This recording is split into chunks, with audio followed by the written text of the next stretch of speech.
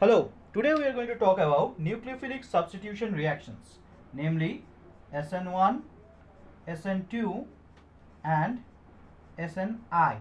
These three reactions fall under the category of the most important reactions in organic chemistry. These three flavors of the reactions have one thing in common. Suppose I am taking a compound, AB, and from it I am getting a compound AD with the help of some reagents of reagent containing D. Okay, reagent containing D. What happens here? B is getting substituted by D.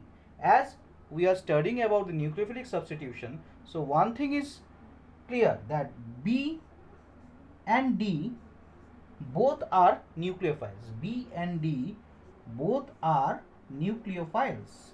Okay. Now, the property of this nucleophile in the parent compound and the property of the daughter product that is formed is, here this one should be a good leaving group.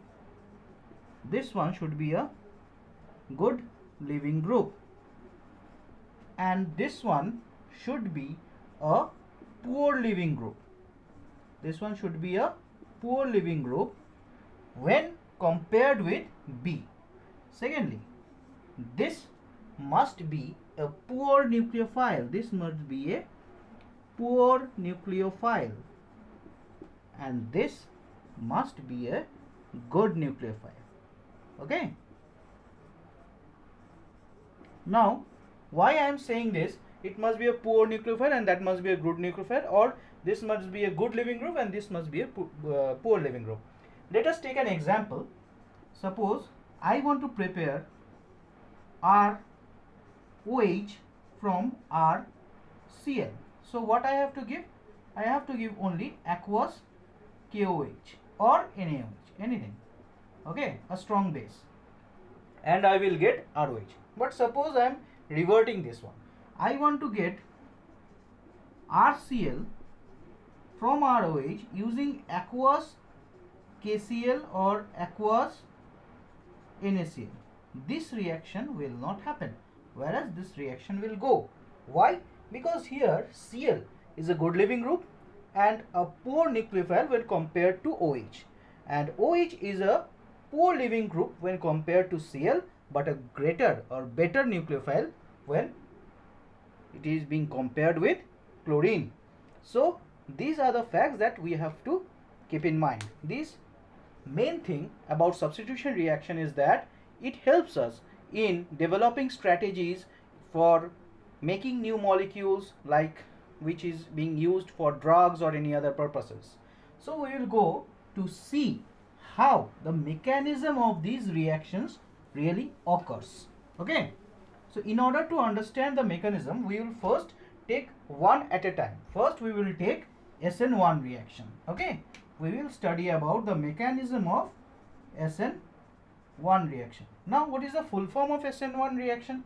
It is substitution nucleophilic unimolecular. Substitution nucleophilic unimolecular reaction. Okay. It is a two-step process. This is a two-step process. Now, two steps. You have to be very clear in here. Two steps. First step occurs in loss of leaving group. Okay, first step is loss of leaving group, and second step is attack of nucleophile, and the next step is attack of nucleophile. Now, when we are studying the mechanism, we will have to undergo few terms. We have to undergo or understand few terms. That is, the loss of leaving group, what will it lead to? First of all, the step 1, which is loss of leaving group, will lead to the formation of a carbocation. Okay, will lead to the formation of a carbocation. That means the leaving group which is leaving the parent structure should make a stable carbocation. And we know that in case of primary, secondary and tertiary carbocations are more stable than secondary, and which is more stable than primary. So this will be the trend for the SN1 reaction. Okay, this will be the trend for the SN1 reaction. Now we are talking about the formation of carbocation. Formation of carbocation means breaking of a bond. Suppose I am having a carbon here. This is a group 1, this is a group 2, and this is a group 3, whereas it is connected to a leaving group. Okay, now in this first step, loss of the leaving group, this leaving group will leave this parent compound. Okay, so leaving group, while leaving the parent compound, what happens?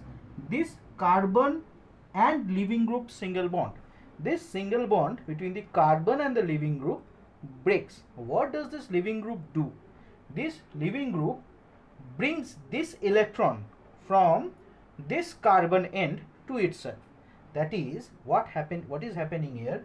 The bond pair, the bonded electron, okay, the bond electron is getting converted to a lone pair. The bond electron is getting converted to a lone pair. The negative charge is nothing but a lone pair of electron. And why this negative charge? Because the leaving group is having an extra electron, leaving to this carbon, okay, a carbocation. This was sp3 hybridized and this is sp2 hybridized. From a three-dimensional structure, it is becoming a two-dimensional structure. Now you have to be very careful about this. This step is the slowest step because it requires a lot of energy. The energy requirement to break a bond is greater than the energy required or the energy released when the bond is formed. That means this step is slower than the next step. Okay, this step is slower than the next step. So in this process, in this SN1 process, this is the slow step, this is the slow step, and also the rate determining step, and also the rate determining step. Now let us go to the second step of this reaction. In the second step, we will see the attack of the nucleophile. That is what is happening in the second step. Let us see. In the second step, the main motive is electroneutralization. The main motive is electroneutralization of the carbocation intermediate, okay, of the carbocation intermediate. This one, electroneutralization of this carbocation intermediate. What will happen here? This is our intermediate, okay. Here you will find a attacking nucleophile. See, we are talking about substitution, nucleophilic reaction. So a nucleophile can only be substituted by another nucleophile. A nucleophile can only be substituted by another nucleophile, not by any electrophile or radical. Okay, so here the main thing is that it will form again. This is the product of this second step. So what is happening in the overall process? First, we are we are witnessing a bond breakage leading to the formation of a carbocation, and in the next step we are witnessing that the attack of a nucleophile, that is electroneutralization process. Okay, so this is mainly the two-step mechanism for substitution nucleophilic unimolecular or SN1 reaction. Okay, now let us come to the substrate part. Okay, let us come to the substrate part or kinetics part. Now RDS means rate determining step. What does it tells us? It tells us about the rate of the reaction. The rate of the reaction has an equation that is equals to rate constant into or multiplied by the concentration of the substrate. Here the concentration of substrate is nothing but this one. This was the substrate, okay, this was the substrate. So according to this rate equation, we can say that this is to the power of 1. This is to the power of 1. Or we can also say that these reactions are simple reactions. Simple reactions, and for simple reaction, molecularity and order are same. For simple reactions, molecularity and order are same. As in the rate determining step, only one molecule is being used. So the order of this reaction, so the order of SN1 process is equals to 1. Okay, the order is 1. Now we have understood about the reaction, about the mechanism, but how the mechanism is going to take place, where it will take place, how we have seen this is the way, how the reaction will go, but where it will go, where means I want to say that will it take place in the gaseous state, or will it take place in the liquid state, or in any other form. So whenever we are doing some reaction, we need some specific solvents. Okay, we need some specific solvents. What solvents? Solvents can be of two types. For these type of reactions, we will use an external solvent, but solvents, sometimes one of the reactants which is taken in excess sometimes behaves as a solvent. Okay, sometimes behaves as a solvent, and another is the one which is chosen by the researcher or scientist. Okay, so what type of solvents will be used in this type of SN1 reaction? We are talking about SN1, where a positively charged intermediate is formed. So a charged intermediate says, what does it say? Says that it needs polar solvents. It needs polar solvents. Okay, next, due to the formation of the positive charge, one other anion is also formed, a negatively charged ligand. A negatively charged ligand which is stable. The negatively charged ligand is stable, but still it requires an electrophile to stable or to make it a compound. Okay, it cannot always move like an ion. It needs to settle with someone. Just like that, it needs to settle with someone. So we need some H plus or protic solvents. Okay, so the main requirement for solvent is polar protic. So main requirement for the solvent is polar and protic. Okay, so solvent requirement is clear, that is the solvent that we require is polar and protic solvent. Okay, polar and protic solvent, and the concentration of base, that also must be low. I will talk about it later on. Now we have to come to the stereochemistry part of this SN1 reaction. We have to come to the stereochemistry part. Okay, in the stereochemistry part, one thing we have noticed already, that from a tetrahedral geometry, a trigonal planar geometry is formed. From a tetrahedral geometry, a trigonal planar geometry is formed. How a tetrahedral moiety will form a trigonal planar moiety? When one of its p orbital